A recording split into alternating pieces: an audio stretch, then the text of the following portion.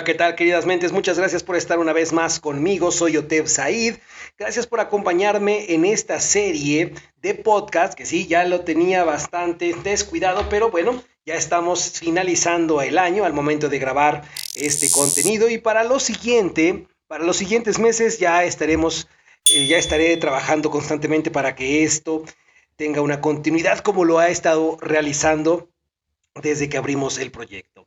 Puedes escucharme o visualizarme por medio de nuestras plataformas YouTube, Masonería Operativa, o bien escucharme únicamente por medio de nuestro canal Masonería Operativa, pero en Spotify, mientras vas conduciendo, mientras vas rumbo a logia, mientras no tengas nada que hacer, o bien quieras aprender un poco más respecto a la transmisión de la enseñanza que la masonería tiene velada y que es necesario ir explicando hoy más que nunca con tanta desinformación, con tantas falacias y sofismas que encontramos en Internet.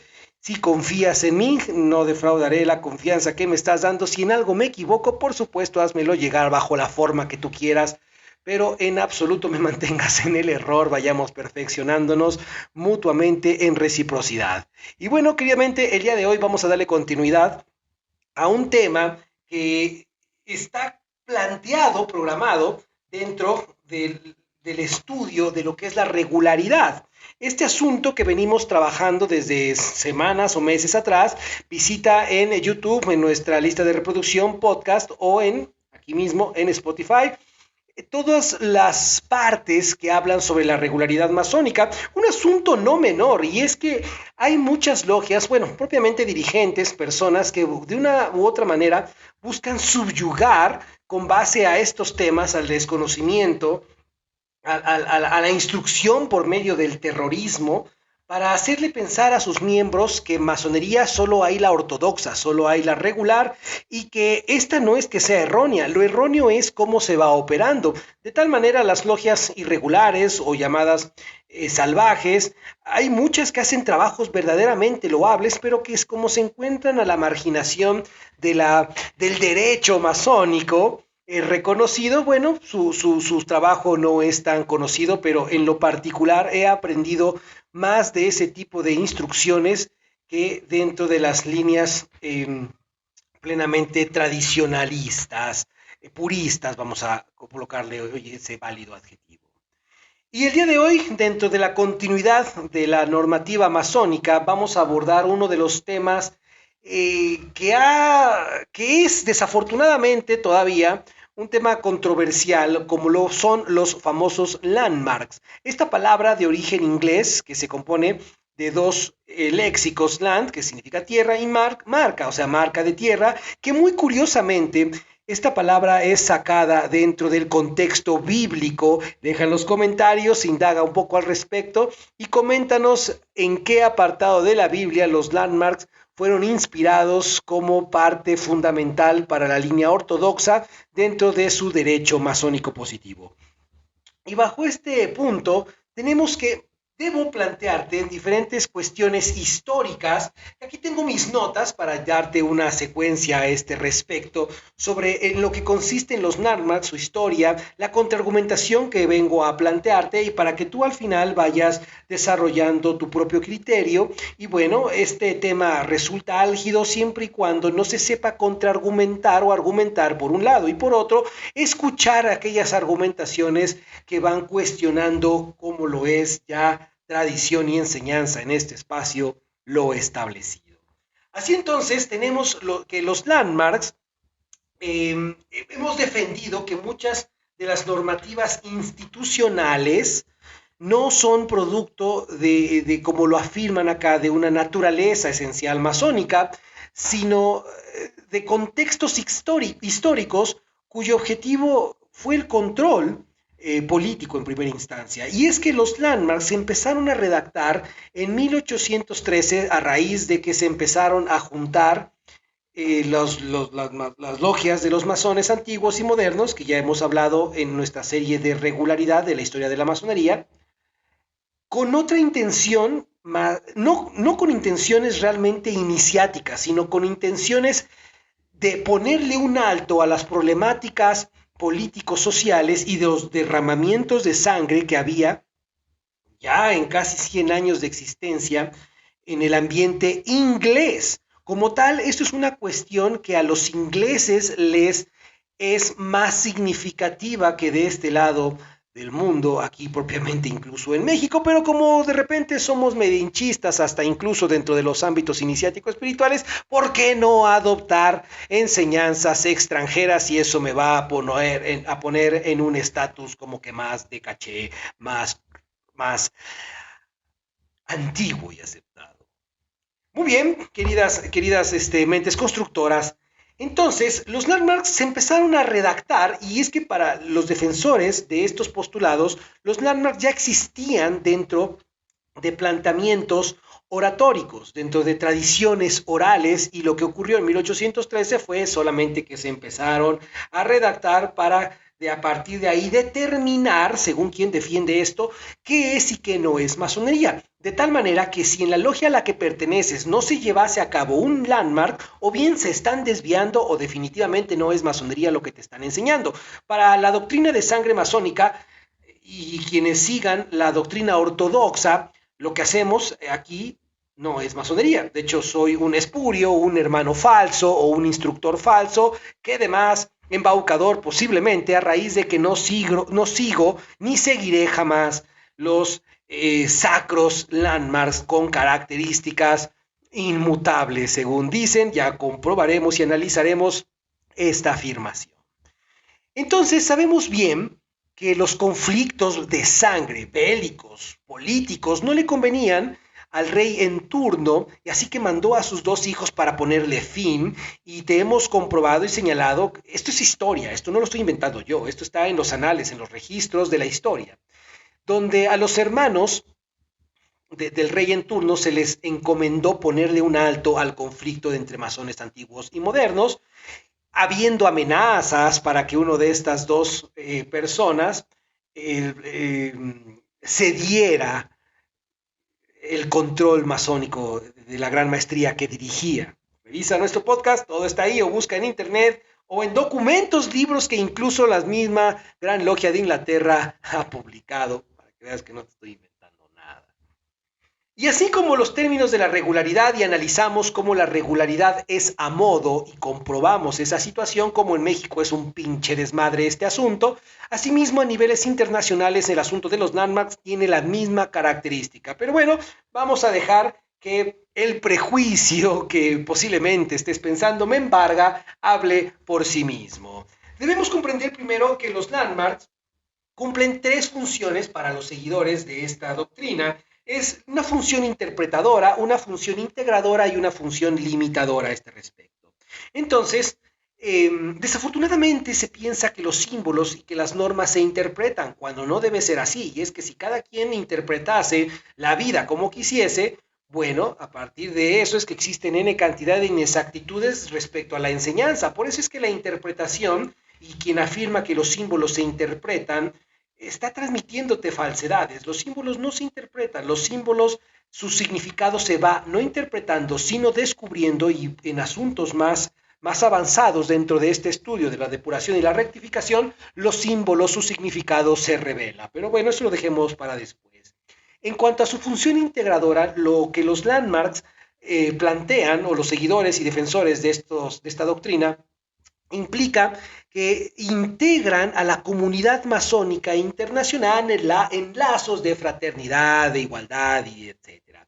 Pero bueno, sabiendo los orígenes, el por qué los normas se empezaron a implementar, sabemos por supuesto que no tuvieron estas intenciones, ¿verdad? En cuanto a su función limitadora, los landmarks nos plantean a quienes sigan ortodoxicamente estos lineamientos, lo que es y no es masonería, y cumplen diferentes características. En primera instancia tenemos algo que si tú llevas ya tiempo con nosotros, verás la falacia de lo que aquí se afirma. Y es que dicen que una de las características de los landmarks es su inmutabilidad.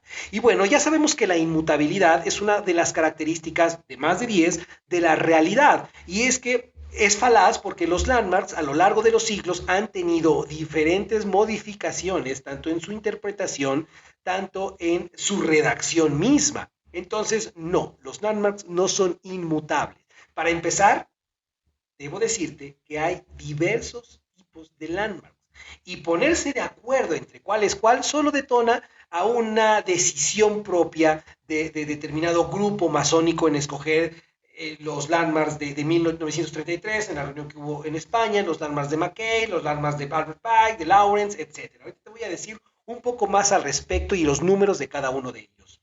Como segunda característica de los landmarks, hay quien indica que los landmarks son esenciales, es decir, tienen una característica de esenciabilidad, ya que detonan las reglas con valores culturales, sociales y éticos, y por supuesto jurídicos, que van enmarcando la vida masónica. Los landmarks, si bien, y estoy de acuerdo con esto, los landmarks no son improvisados, son situaciones que se tuvieron que haber pensado con detenimiento cuando fueron implementados en 1813. No son inventados, ahí estoy completamente de acuerdo. En lo que no es que los landmarks no son esenciales. Y para prueba de ello es que conocerás seguramente, y si no te falta viajar, a muchos masones verdaderamente loables, rectos y pulcros en su vida, que les valen tres pepinos y un cacahuate seguir o no los landmarks. Lo que le interesa más es revisar la ley y la enseñanza trascendental. Y es que los landmarks no son trascendentes como lo estaremos demostrando prontamente.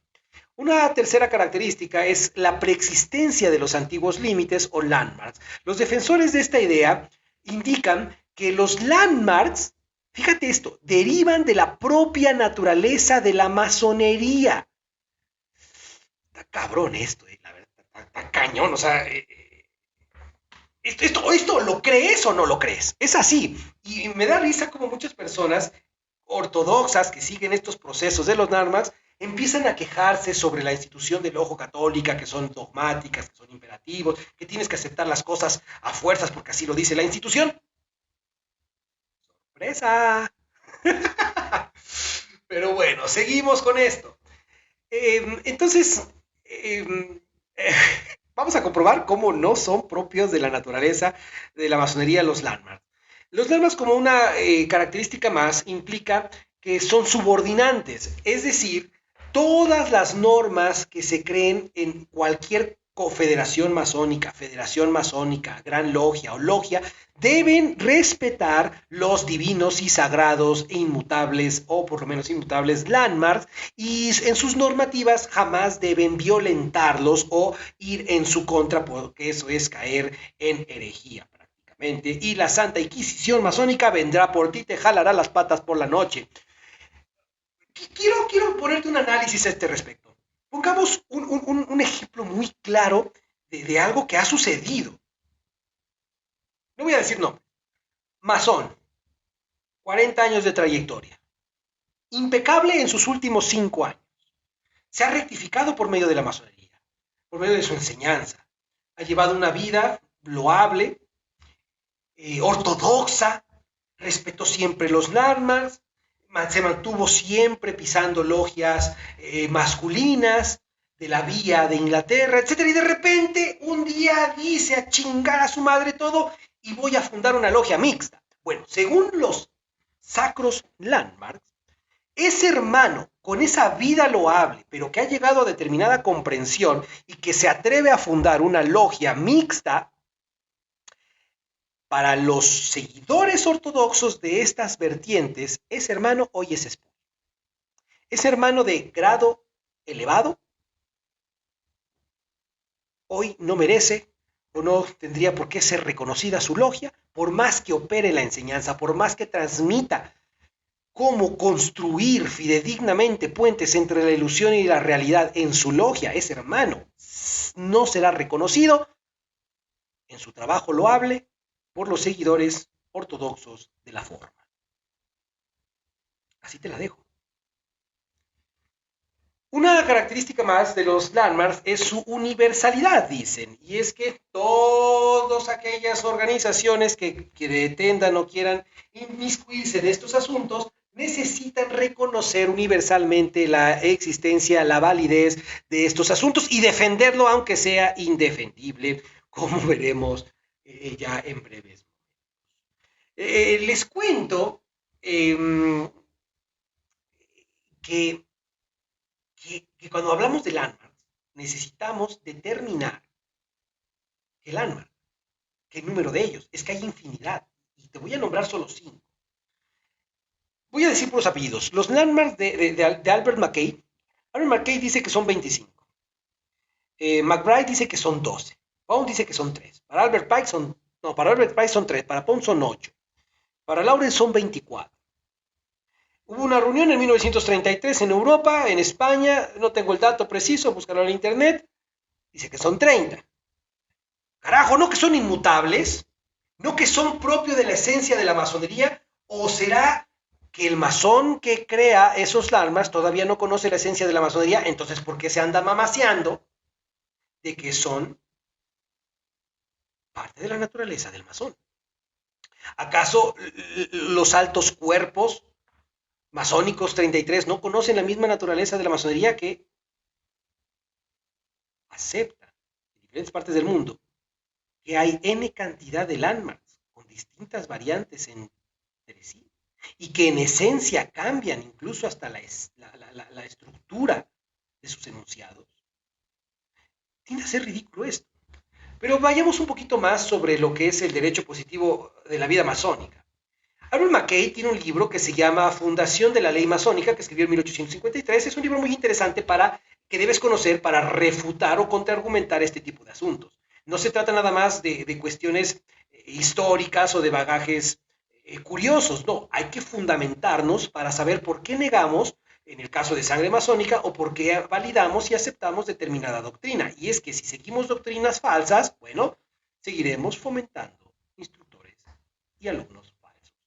Albert McKay, en este libro, nos indica que para que un landmark sea fidedigno, debe reunir 3 condiciones. La primera, haber existido desde un tiempo del cual la memoria del hombre no encuentre nada al contrario. Chécate este sofisma. Repito, para que un landmark en su primer característica sea considerado como landmark, McKay enseña, y McKay es una autoridad dentro de la ortodoxia, McKay enseña que debe haber existido desde un tiempo del cual la memoria del hombre no encuentre nada al contrario. Contexto, 1813. 1933, hoy, siglo veintitantos. Yo me acuerdo que mi bisabuelo, mi tatarabuelo me hablaba del siguiente landmark, que a lo mejor lo estoy inventando. Y dentro de esa cuestión colectiva alguien puede decir, sí, también mi tatarabuelo me hablaba de lo mismo, y valida tu sentencia inventada tan solo para subirse al tren del mame.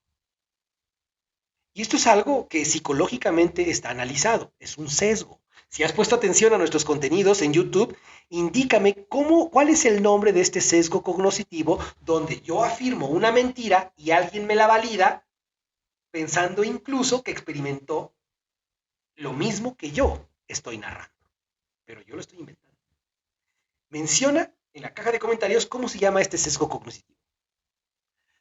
Entonces, inventar un landmark no es difícil, realmente no es difícil, solamente se necesita una asamblea con especialistas y un pinche loco que diga que esto es un landmark y que busque convencer. Y no es difícil, no es difícil convencer a la gente que tiene el ego muy arriba. En verdad, no es difícil. Ya lo he hecho en asambleas internacionales. Y bueno, el resultado fue vergonzoso. Así te lo planteo. Como segunda característica, indica que el landmark debe ser universal. Y vamos a corroborar leyendo los propios landmarks de determinada gran logia que no son universales. Así que, McKay, ponte a llorar porque es una falacia lo que nos enseñaste. Por lo menos, landmarks contemporáneos.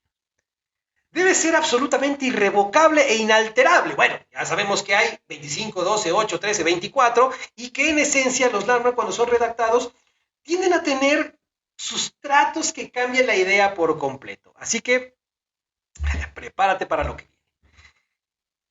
Ser conscientes también que dentro del derecho positivo masónico existen 3 fuentes principales. 1, las constituciones de Anderson, de 1723. 2, estos antiguos linderos o landmarks. Y 4, las distintas modalidades ritualísticas o instituciones que ortodoxicamente sean aceptadas a nivel mundial.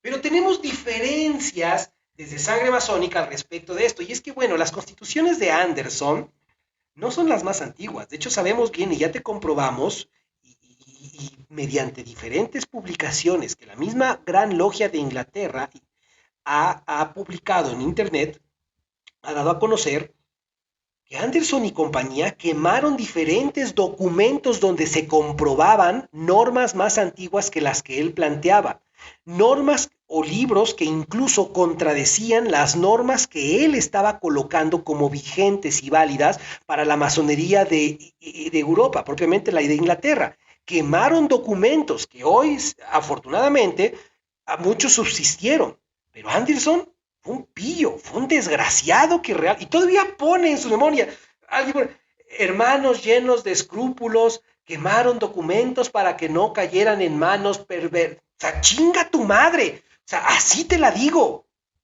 La historia de la masonería está bastante manipulada. Por ello es que debemos replantearnos de una manera muy seria qué es y qué no masonería, qué es ortodoxia y qué no, qué es útil y qué no.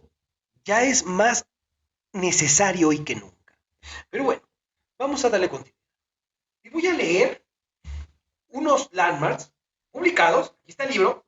¿Vale? No voy a decir la gran logia a la que pertenecen, porque pues, luego, si de por sí así también hay pensamientos de cristal en la masonería, pues, se vayan a sentir como niñas y vayan a tirar sus muñecas y se lleven su balón.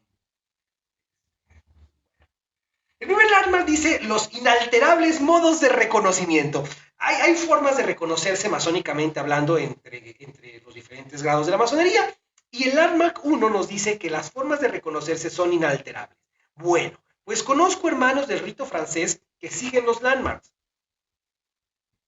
Y todos sabemos bien que los hermanos del rito francés cambiaron las formas de reconocimiento, cambiaron o invirtieron las columnas. Hay organizaciones masónicas. Yo he asistido personalmente a tenidas de iniciación donde el reconocimiento de aprendiz cambia y he encontrado tres diferentes, así que mis tompiates, si las maneras de, y es que estas logias son ortodoxas, tienen carta patente reconocida de potencias mexicanas que a su vez son reconocidas por Inglaterra. Entonces, cómete esta doblada. No, no, no. Hay muchísimas variantes y mis tompiates, ¿sí? El landmark 1 se lleva como tal. Y aunque no se lleven, son logias reconocidas porque se subyugan a determinada normativa. El landmark 2 dice una falacia fácil de comprobar que es un landmark mutable, inventado pues. La división de la francmasonería en tres grados, aprendiz, compañero y maestro. Bueno, sabemos bien que la palabra francmasonería, y para esto es importante las etimologías, cabrón. Para esto es importante la gramática, pero nos sigue valiendo verdadero pepino, por lo menos en primer grado. Sí, el aprendiz lleva etimologías todavía en segundo, pero ya para el tercero, ya para el 33, te vale verdadero cacahuate las etimologías, y es por eso que de repente no sabemos abordar un tema con maestría, dando verdadera cátedra. Entonces la palabra dice la división de la francmasonería, no la división de la masonería, sino de la franc. Y la palabra franc es contemporánea. Así que esto como tal no es, no, este landmark no es preexistente, es muy contemporáneo. Y si sufrió una variable, el concepto de masonería a francmasonería, encontramos que hay un landmark que mutó. Tómala. Ahora, en este aspecto, sabemos también perfectamente por los anales, por los registros, chingados, no debemos de ser genios para esta madre, solo leer un poco, que la división primigenia de la masonería no fue en aprendiz, compañero ni maestro, solo fue en aprendiz y maestro. Aprendiz y maestro. El grado de compañero fue algo posterior que ya arrojaremos en nuestro canal de Patreon la historia de cómo incluso compañeros masones se rebelaron ante sus maestros masones corruptos y ellos mismos se exaltaron al grado de maestro. Esto es historia, hermano. Mucho de la masonería contemporánea tiene sus orígenes en estos compañeros masones autoexaltados al grado de maestro. Pero bueno, entonces la división de la francmasonería, pues sí, es aprendiz, compañero y maestro, pero la división primigenia de la masonería es aprendiz y maestro. Maestro secreto, maestro irlandés, soberano gran comendador. Esas son invenciones incluso. Necesarias, sí, porque el conocimiento se ha fragmentado tanto y es necesario. Los grados filosóficos son más que necesarios y debes ir por ellos. El pensamiento estúpido de decir que los grados filosóficos son para todos aquellos que no han comprendido los tres primeros es eso, es algo estúpido. Son necesarios los grados filosóficos, así que busca y accede a ellos próximamente y en nuestro canal de Patreon vamos a dar contenido puntual sobre eso, sin metafísica de lo absurdo, sin fanatismos y sin New Age. Porque es que también ya estoy hasta la madre de las instrucciones, tanto al vapor, tanto, bueno, ya después te platico. Entonces, encontramos aquí una falla más en el landmark. Y fíjate, apenas vamos analizando dos landmarks. No, voy a darle continuidad apresurada, no voy a leer todos, pero tú puedes seguir la misma línea. Fíjate, aquí en el landmark número... vamos a linkar... mira, este está interesante. La necesidad de que todo candidato a iniciación sea varón, libre, mayor de edad y sin mutilaciones que le impidan el cumplimiento de los deberes masónicos. Y aquí hay una mutabilidad, porque originalmente no decía varón, decía hombre, pero como hombre puede ser también comprendido o interpretado a nivel de especie y no de género, pues no combinó esta cuestión, entonces colocamos varón. Pero si ya has leído y ya has leído libros que la propia Gran Logia de Inglaterra y que ya hemos anunciado pruebas irrefutables de que había mujeres como Sabina de Pierrefont, maestra masón de la ciudad de York, que instruía hombres para el arte de la construcción, es decir, Miss Webb, que realmente hubiera puros hombres en la masonería primigenia. Había tanto hombres como mujeres. En las cartas de Bolonia se lee a la letra hermanos y hermanas, y no me acuerdo en qué otros textos se lee masones y masonas, pero negar esto ya es de un puto necio, en verdad. Pero bueno, sigamos. Dice aquí, bueno, un landmark previo, fíjate, dice, el landmark número 17.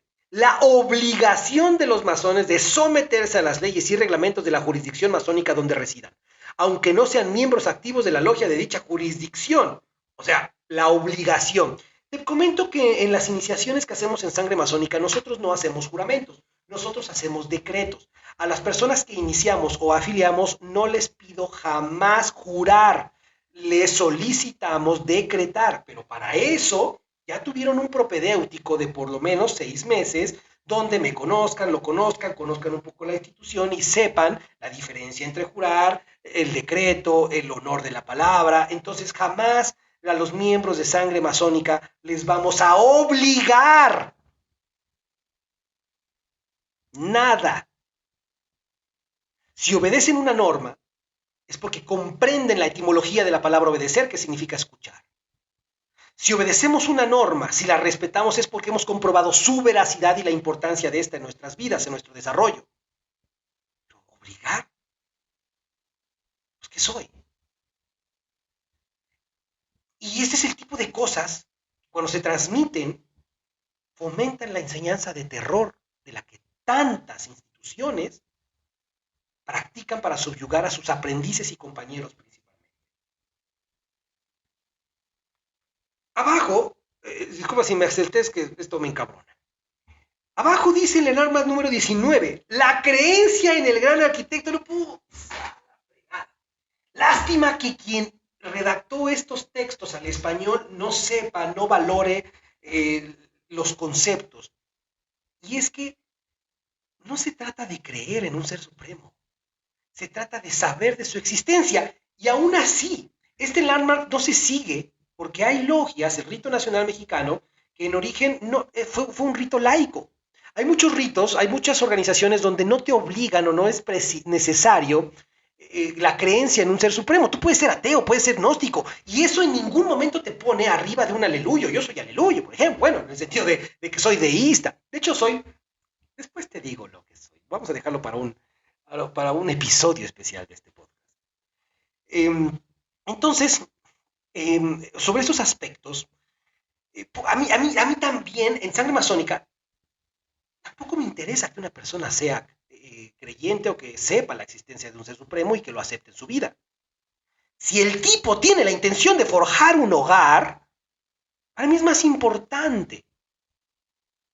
Estando solo, soltero, divorciado, con novia, juntado, casado, no me importa. Porque más importante que caer en esas cuestiones es la rectificación del individuo. Ya si el individuo se da cuenta que para conocerse los temas divinos son necesarios, bueno, es una cuestión diferente. Pero ser deísta o no, ser agnóstico, ateo o no, no te exime de hacer que tu vida valga la pena. Así que este landmark, desde hace muchísimo tiempo, que la misma Inglaterra ha aceptado, masones, ateos, incluso entre sus filas. Gradualmente se requiere cambiar la creencia en sapiencia. O sea, tú puedes llegar a una organización iniciática creyendo que existe Dios, pero al cabo del tiempo se te debe transmitir la manera en cómo sepas sobre su existencia. Y por lo menos si no lo llamamos Dios, inteligencia suprema, causa de causas, ley natural, naturaleza, energía máxima, etcétera. Hay diferentes formas de llamar a una misma cosa. No nos estemos peleando por conceptos. La creencia como Landmark 20 dice que es imperativo que el masón crea en la inmortalidad del alma. Nuevamente nos topamos con la misma problemática arriba. A mí me vale cacahuates si mi hermano de la logia, a la que tengo el honor de prescindir, cree o no en la existencia del alma. Si el tipo tiene la intención de rectificar su vida, si el tipo tiene la intención de aprender filosofía, de discernir entre la ilusión y la realidad, eso es más importante para la conducción de la vida, de su hogar, que metemos en asuntos del alma. En verdad, hay prioridades y esas prioridades se han perdido. Eh, y bueno, hay otras cuestiones que te las voy a dejar a ti para no hacer esto más extenso. Pero por lo menos ya hemos comprobado que los landmarks a los que he hecho hoy referencia, que están acá, se encuentran plenamente contraargumentables. Plenamente.